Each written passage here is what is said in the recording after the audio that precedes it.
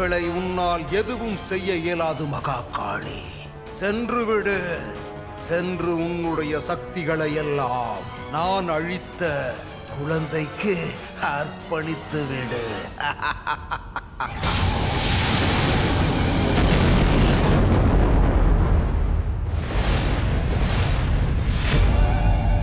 என்ன இது?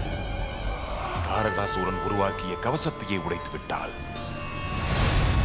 காளி காளி காளி காளி காளி காளி காளி காளி काली काली महाकाली कालिके परमेश्वरी धर्मार्थ मोक्ष दे देवी नारायणी नमोस्तुते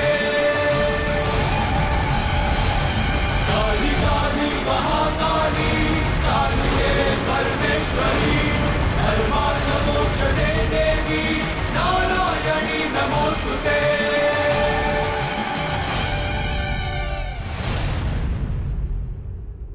பண்டாசுரனை உருவாக்கி இந்த சதி திட்டத்தை முதலில் துவக்கியது நீதான் சும்பா. ஆகையால் முதலில் உன்னுடைய அழிவிலிருந்துதான் ஆரம்பிக்கப் போகிறேன்.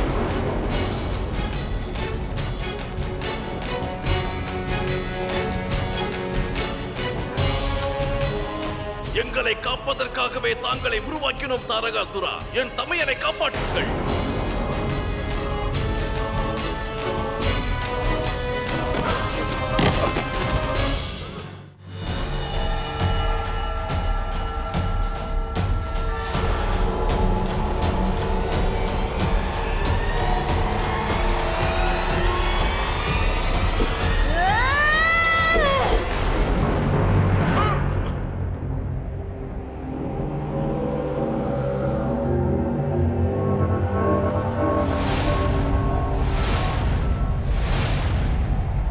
என்னவாயிற்று? ஏன் நிறுத்திவிட்டாய்? என்னை தாக்கு.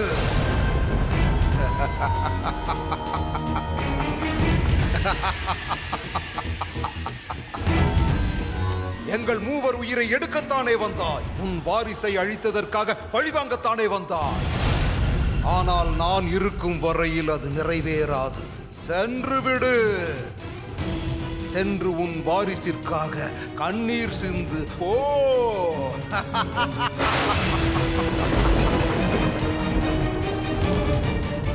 ஆடடா, உன் வாரிசிற்காக நீ எப்படி அழுவாய்? உனக்கு இருப்பதோ 2 கண்கள். வாரிசு 6 துண்டுகளாகிவிட்டனவே. காலத்தை வீணாக்காதே காளி.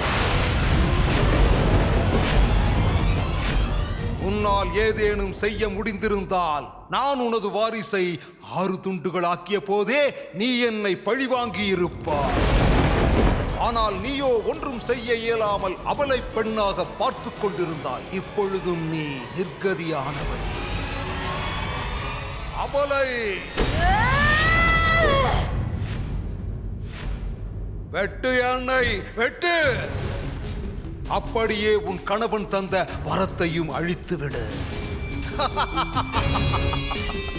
பெண்களின் பிரச்சனையே இதுதான். அன்பு கணவருக்கு விரோதமாக எதையும் செய்ய மாட்டீர்கள்.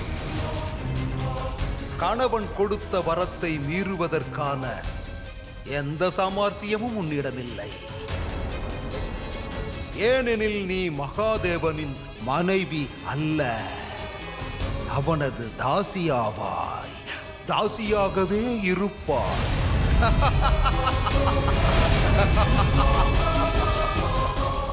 செல் காளி, என் கதையை முடிப்பதற்கு உனக்கு திறமை கிடையாது. மீண்டும் கைலாயம் செல். உன்னுடைய பக்தர்களிடம் போய் உரையாடு. அவர்களை நீ அமைதிப்படுத்து. அவர்களுக்கு அருள் புரி. பிரபஞ்சத்தின் தாய் அல்லவா? நீ பிரபஞ்சத்தை சுபிட்சமாக்கு. விருப்பமிருந்தால் செல். அனைவருக்கும் தாயாக இரு. அப்போதாவது உன் குழந்தை பற்றிய கவலை குறைய வாய்ப்புண்டு.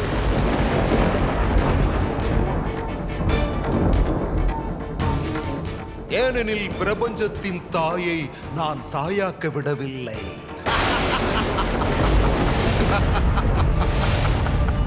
இப்பொழுது செல் காளி, செல். உன்னை போன்ற அபலை பெண்களை தாக்குவது என்னை போன்ற மாபெரும் பலசாலியான அசுரனுக்கு வெட்கத்திற்குரிய விஷயமாகும். தன் குழந்தையை காக்க முடியாதவள் நீ கூறியது போல் நிச்சயமாக ஒரு அபலைதான். தன் குழந்தையை இழக்கும் பொழுது அவள் நிர்கதியாக நிற்கிறாள். ஆனால் அந்த குழந்தைதான் அவளின் மிகப்பெரிய சக்தியாகும் தாரகாசுரா. ஒரு தாயிடமிருந்து குழந்தையை பறிக்கும் பொழுது அந்த தாயின் கோபத்திலிருந்து யாராலும் தப்பிக்க முடியாத தாரகாசுரா. நீ நான் என்று கூறுவதனால் இதை நான் உனக்கு கூறுகிறேன். அன்பும் அழிவும் ஒரே எழுத்தில் தான் ஆரம்பமாகின்றது தாரகாசுரா. அன்பால் அனைத்தையும் உருவாக்கும் பெண் கோபம் அடைந்து விட்டால் அழிவை நிச்சயம் உருவாக்கி விடுவாள். தாய்மை என்னும் அன்பை வெளிப்படுத்தும் பெண்ணானவள் தேவைப்பட்டால் மரணத்தையும் ஒருவருக்கு கொடுப்பாள். ஒரு பெண்ணை ஏளனமாக பார்க்கும் பார்வை உனது விழிகளில் இன்று தெரிகிறது. நினைவில் கொள், ஏளன பார்வை இருக்கும் உன்னுடைய இதே கண்களில் உன்னுடைய மரணமும் தெரியும். என் சந்தானத்தை என்னிடமிருந்து பறித்து என்னுடைய விரோதத்திற்கு நீ ஆளாகிவிட்டாய் தாரகாசுரா. மகா காளியின் உள்ளிருக்கும் தாய்மையை எள்ளி நகையாடி இப்பொழுது உன் அழிவிற்கு நீ அழைப்பு விடுத்திருக்கிறாய். நீ பெற்ற வரத்தினால் இப்பொழுது வேண்டுமானால் என்னால் எதுவும் செய்ய இயலாமல் போகலாம். ஆனால் ஒரு நாள் என் கணவரின் வரம் கூட உன்னை காக்க இயலாமல் போகலாம். அன்று உன் தவறுகளுக்கான தண்டனையை நான் உனக்கு அளிப்பேன். அன்று உன் அகந்தையை நான் நிர்மூலமாக்குவேன் தாரகாசுரா.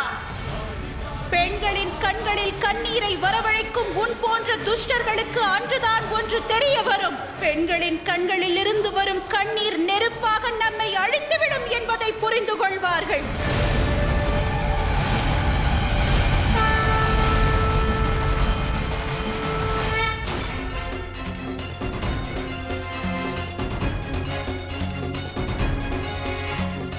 கவலை அளிக்கிறது.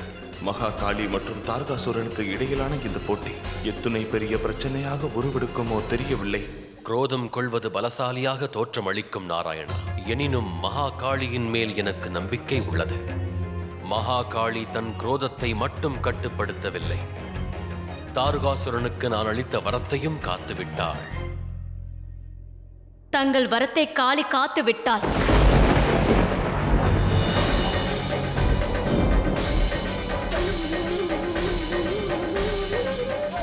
ஆனால் தாங்கள் இருவரும், தாங்கள் மகாதேவர், தாங்களும் நாராயணர். ஒரு அசுரன் தங்கள் முன்னிலையில் பார்வதியின் வாரிசை எடுத்து சென்று விட்டான். அதை அவன் 6 துண்டுகளாக்கி விட்டான். எப்படி தாங்கள் மௌனமாக இருக்கிறீர்கள்? மௌனத்திற்கும் ஓர் காரணம் உண்டு லக்ஷ்மி. அதனால் விலகிப் போவது கேட்க விரும்பவில்லை நாராயணா. காரணம் மாற்றம் எதுவும் தேவையில்லை. ஒரு தாய் தன் வாரிசை எழுந்து நிற்கும் பொழுது கர்மம், மாற்றம், பரிணாமம் அனைத்தும் மதிப்பிழந்து போய்விடுகின்றன. தாங்கள் இருவரும் எதையும் உணரவில்லை. தாங்கள் தேவர்கள் அல்லவா? தேவியின் உணர்வை நான் புரிந்து கொண்டேன். ஏனெனில் நான் ஒரு பெண், தாங்கள் இருவரும் ஆண்கள். உங்களால் நினைத்து பார்க்க கூட இயலாது. பிறக்கும் முன்பே குழந்தையை பறிகொடுத்தவளின் வேதனையை என்றுமே உங்களால் உணர முடியாது.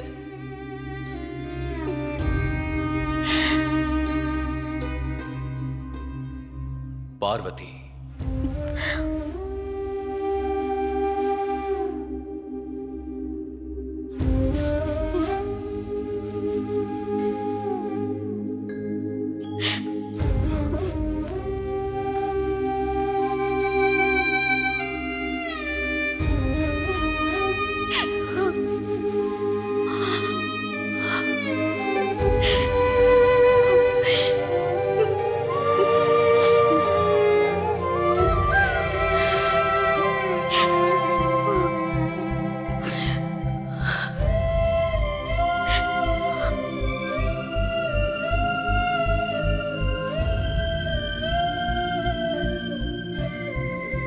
தாண்டவத்தின் தாவிலிருந்தும் லட்சியத்தின் லாவிலிருந்தும் தாளம் உருவாகிறது. சிவனும் சக்தியும் ஒன்றென்பதை, ஒன்றிணைவதை இப்பிரபஞ்சத்தில் எவராலும் தடுக்க இயலாது பார்வதி. தாண்டவமும் லட்சியமும் இணைந்த பலன் வீணாகிவிட்டதே மகாதேவா. சிவனும் சக்தியும் ஒன்றிணைந்த தாளம் சிவசக்தியின் முன்பே அழிந்து விட்டதே.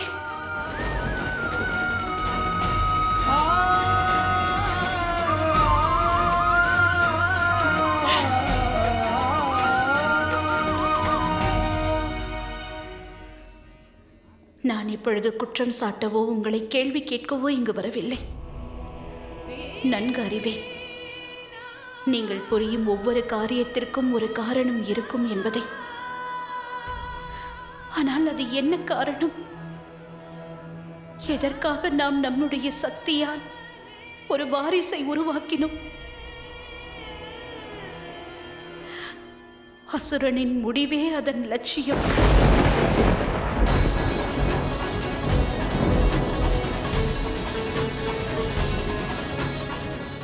எங்கு செல்கிறாய் பார்வதி?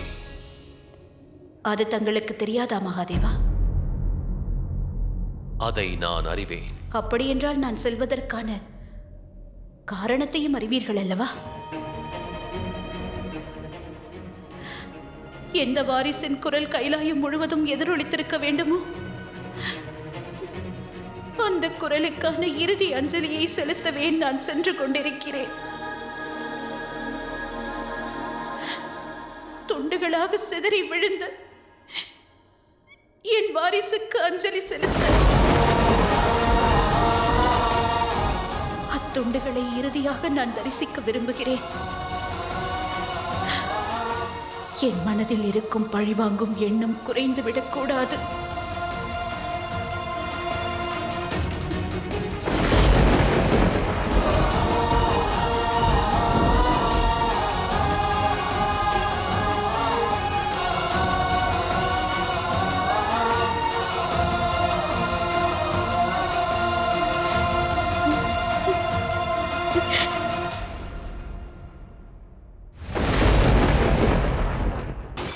வாரிசு 6 துண்டுகளாகி விட்டதை நான் அறிவேன். ஆனால் ஒன்றை தாங்கள் மறந்து விட்டீர்கள்.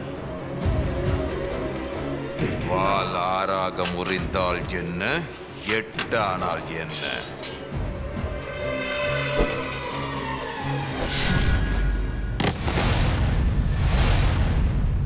அதன் கூர்மை என்றும் குறைந்து போகாது. அது மட்டுமின்றி அது தங்களை 6 திசைகளில் இருந்து தாக்கக்கூடும். மாவீரன் தாரகாசுரா,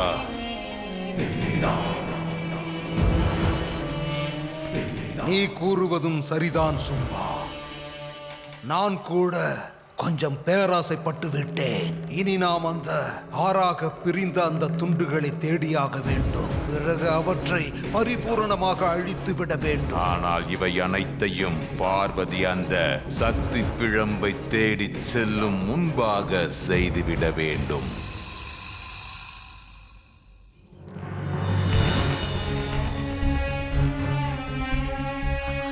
என் உள்மனம் சொல்கிறது லட்சுமி தேவி, என் வாரிசு பிழம்பு இங்குதான் உள்ளது. அங்கு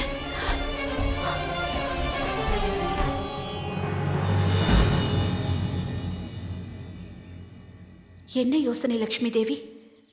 ஏன் இந்த தயக்கம்? நீங்கள் அப்படி செய்ய வேண்டும் என்று துணிந்து விட்டீர்களா? நிச்சயம் அப்படி செய்துதான் ஆக வேண்டுமா? என்னுள் இருக்கும் தாய் அந்த முடிவை எடுத்திருக்கிறார் லட்சுமி. 6 துண்டுகளாக உடைந்த என் வாரிசின் நிலைமையை அறிய விரும்புகிறேன். தாங்கள் முடிவெடுத்து விட்டால் செல்வோம்.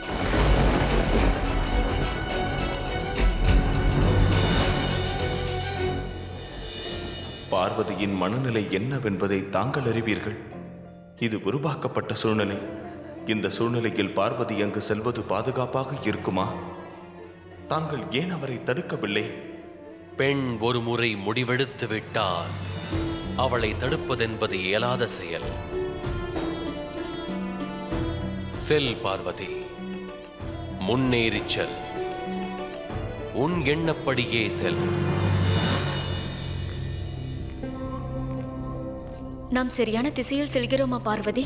இதை ஒரு தாயின் பிரம்மையாகத்தான் எடுத்துக்கொள்ள வேண்டும் லக்ஷ்மி. ஏனென்றால் அந்த சக்தி பிழம்பு அருகில் இருப்பதை என்னால் உணர முடிகிறது. அது எனது அங்கம் அல்லவா?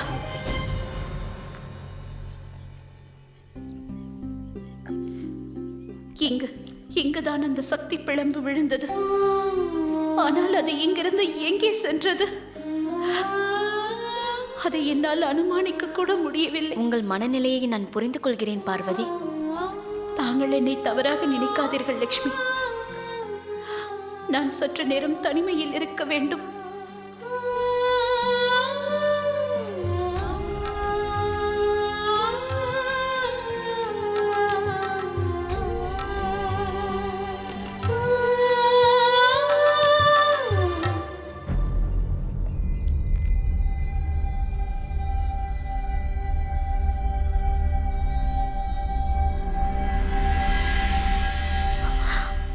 பார்வதி, என்னுடன் வாருங்கள்.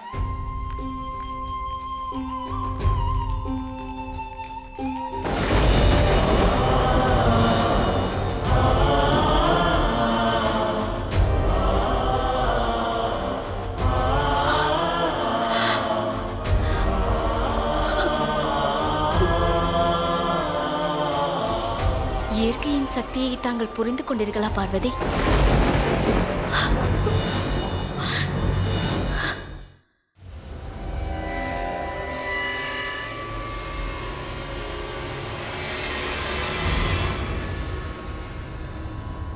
அந்த தேவர்களை குறைத்து மதிப்பிட வேண்டாம் என்று கூறினேன் அல்லவா?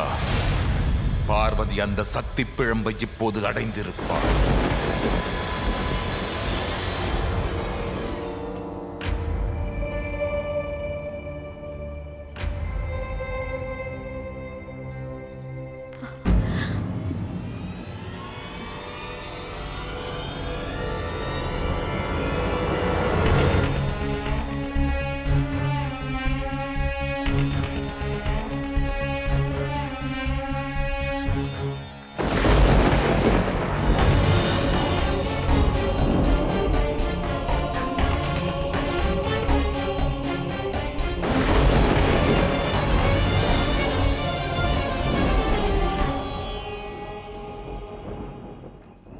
வாருங்கள் புதல்வர்களே, உங்களது தாயிடம் வந்துவிடுங்கள்.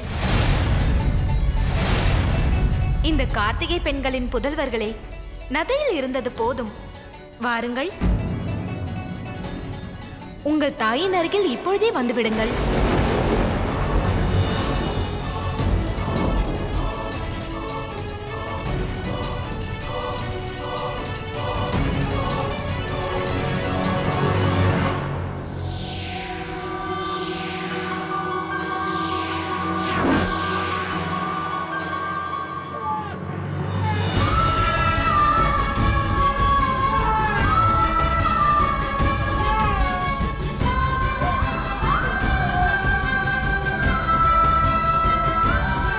இவர்கள்தான் தாயா?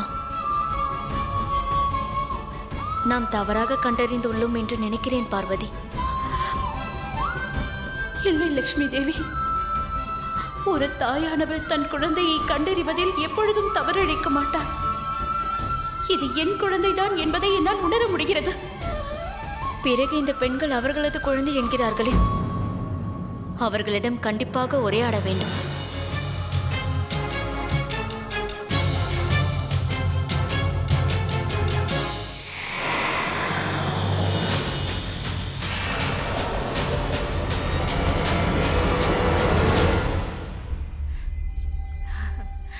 வாருங்கள்.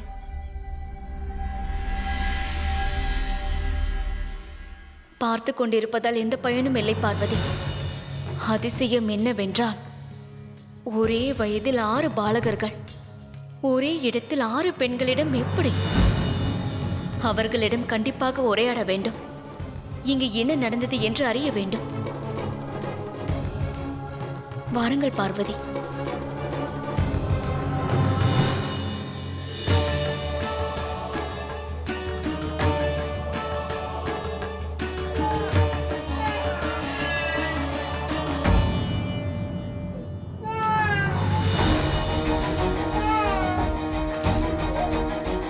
அவ்வோசையை கேட்டீர்களா? நம் முடிவை கூறும் சங்கொலி அது. கவனமாக செல்வோம், வாருங்கள்.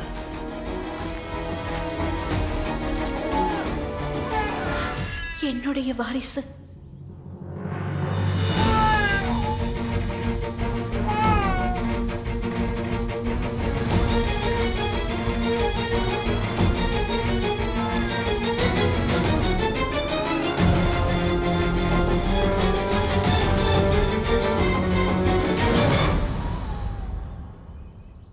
பார்த்தீர்களா?